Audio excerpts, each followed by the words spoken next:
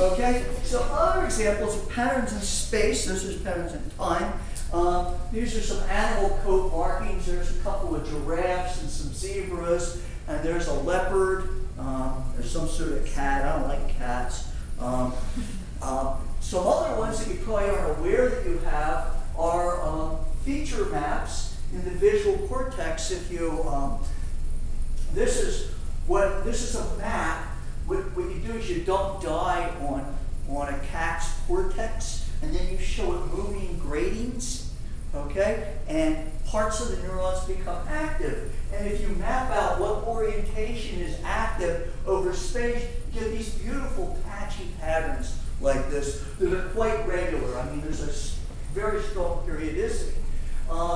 This is another thing where if you look at what parts of the cortex go to the left eye or right eye dominant, you get these nice stripes in here. So this is an example, something you might not know about.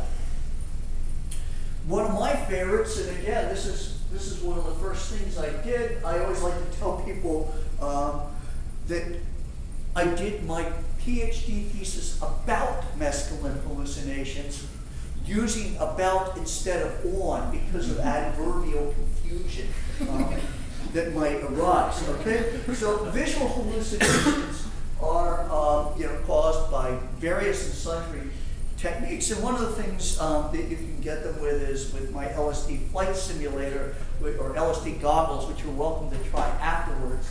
All right. Here's another experiment you can do right now on yourself. So you press your hands against your eyeballs, and you wait. You'll first see some little flashes, but then after a while, when your eyes start to hurt, you'll start to see flashing checkerboard patterns and things like that. These are called pressure phosphenes. All right. So these are examples of some various and sundry spatial patterns from visual hallucinations. And then, of course, you can have both patterns in space and time. All right, and those often take the form of waves. These are some nice waves in low magnesium in cortex. That's a part of the brain that you see in bad brain movies. When you take the lid off the skull and you see the thing that looks like cottage cheese, that's the cortex. All right. Here's some other examples under different, they've done various and sundry drugs on here. Those are simple traveling waves. There's also nice spiral waves here. These are cellular slime molds. That was the one time I did experiments for a while. When I was a PhD student, I spent one summer doing experiments on cellular slime molds, and I learned very early on that there are two kinds of people in the world: people that can do experiments and people that can't. Okay, and that's why I became a theoretician. I like theory. I was going to become a theoretician anyway, but this convinced me that that was the smart move. Okay, so this is waves of calcium. This is cyclic AMP waves in cellular slime mold. This is a really cool experiment that was actually done because some theory had predicted this, and somebody said they didn't believe it, and it turned out the reason they didn't believe it is they'd never done the right experiment. This is a tangential slice off of the cortex, so it's a 2D surface, and you get these really nice. I was trying to find some videos of this. I couldn't find them. You get very nice rotating waves. So that's an example of very nice kinds of spatial patterns. And then another one of my favorites is seashells.